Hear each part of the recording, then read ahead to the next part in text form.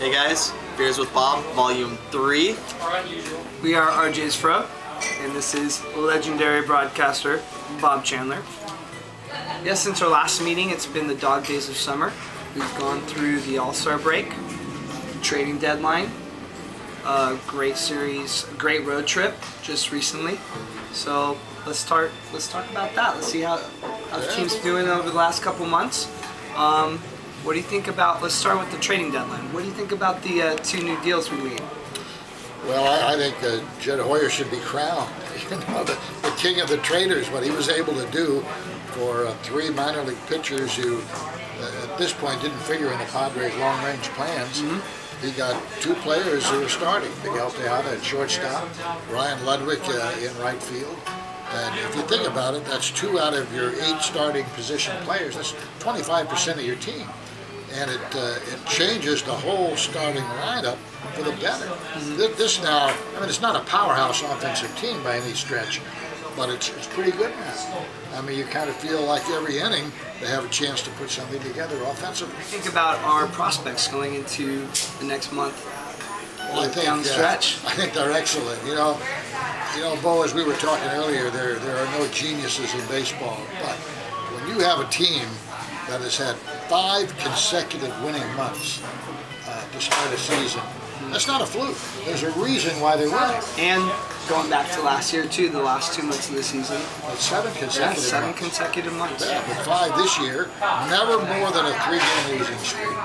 So that tells me that the pitching, and it's no surprise, the starting pitching has been good.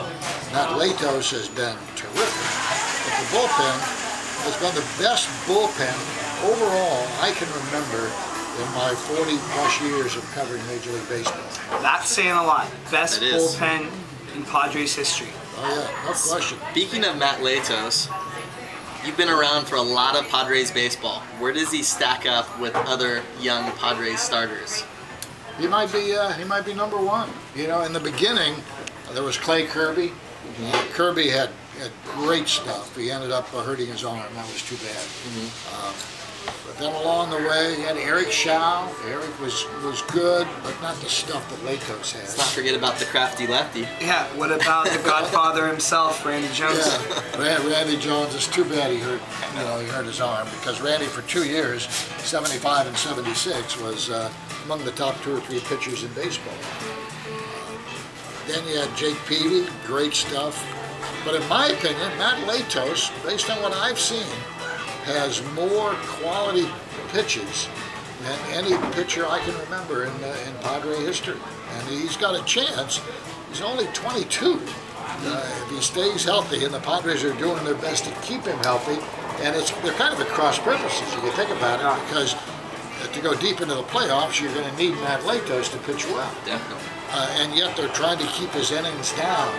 So they're doing what they can to stretch out the time between starts, to take him out after 5 or 6 innings, not let him throw more than 110 pitches or so. Well, what team is this closest to? The 84 team, the 98 team, maybe the 2 teams, the 3 teams, 2005, 2006, 2007. What does this remind you the most? The 98 team was really good. Unfortunately, they ran into a fabulous Yankee team in the World Series and lost in 4 straight, but that was really a good Padres team. This team, if you match them up player by player, you can't match up with that 98 team. No. But this team, they play sound fundamental baseball, rarely make an error, rarely make a mental mistake. They pitch great, they move runners, they do very well in situational hitting. They get along great. The chemistry reminds me of the 84 team. See, that's where I was getting at. That 84 team had great chemistry. This team reminds me a lot of that 84 team. I mean, of course you have Tony Gwynn back then. You have Steve Garvey as like the token free agent signing, but like the similarities match up. We have Adrian as our Steve Garvey. We have Heath Bell as our Goose Gossage. And of course the chemistry too. They scrapped, they put wins together when they weren't supposed to, and this is what you get. You get like successful baseball. Yeah, I think you have to give a nod to Bud Black, who, to me, has maneuvered that pitching staff about as well as any manager could. Back in '84, he had Dick Williams, totally different kind of manager. Right. You know, Dick was fiery. He didn't care what the players thought of him. He did what he had to do to get the most out of them, and he was pretty successful. Bud Black gets the most out of his players, but in a different way. And his handling of the pitching staff has just been remarkable. I may be the only one in San Diego, but I'm very disappointed that there's not a Padres Hall of Famer inducted this season. And I was calling out on the website, this guy right here, Bob Chandler, he should be nominated into the Padres Hall of Fame. If we got a vote, we would give it to him. And we think blogs should get a vote, right? But speaking of that, Tom Krasovic. Avenging Tom Krasovic concurs. Speaking of that, you've been around a lot of Padres baseball. Who are some players that you think should be in the Padres Hall of Fame? Oh my gosh! Well, I mean, there are a lot. You know, I have to go through the list. I leave some people out, but guys who have done well for several years. I don't know, what do you want to say? 3 or 4 years? Yeah. You know, certainly. No Steve Garveys. Yeah. No 1 year wonders. We want Raleigh Fingers, probably. You know. Gary Templeton. Gosh, Gary Templeton, he would get my vote.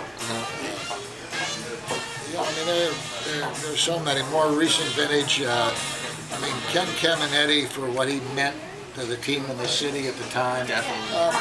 You know, the steroid admissions put a little cloud over Cammy, and that's too bad.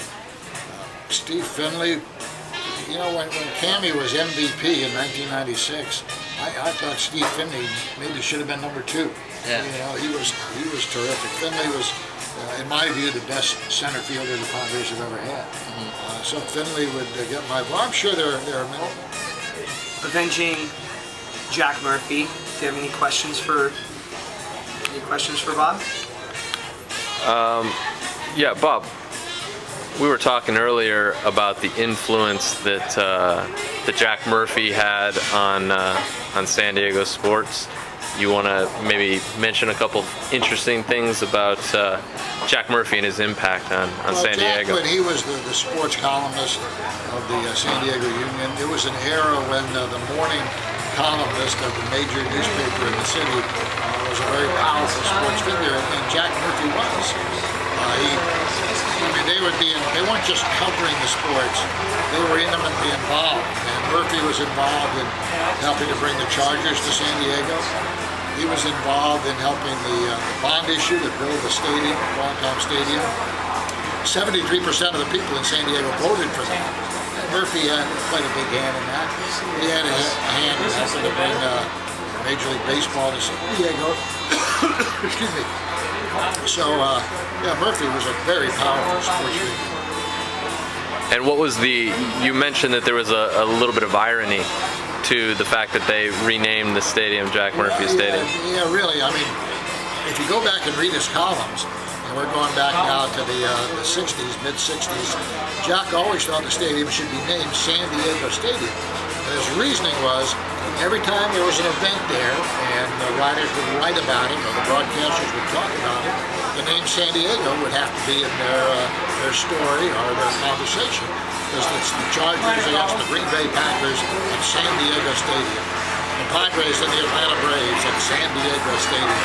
So it really was ironic when, after Jack's passing, the stadium was renamed for him, Jack Murphy Stadium, because he would have been the first to say, I don't want it named after me, I want it San Diego Stadium. But the Union Tribune Publishing Company really pushed to have it named after Jack, and I'm not saying that was a bad thing. Little history lesson for us. Yeah. All right. Well, it's been a great season so far, and we've got another good month and change left, and hopefully we're going to pull this one out. This team's special. We'll have to catch up again with the Padres playoff edition, Beers with Bob. Absolutely. Let's do one more of these. I can't wait. Yeah, this has been a great season so far. Thank you, Bob, for sharing a beer with us. Yeah, and we will, my pleasure. Cheers. We will see you next time, guys. There is beauty in the world, so much beauty.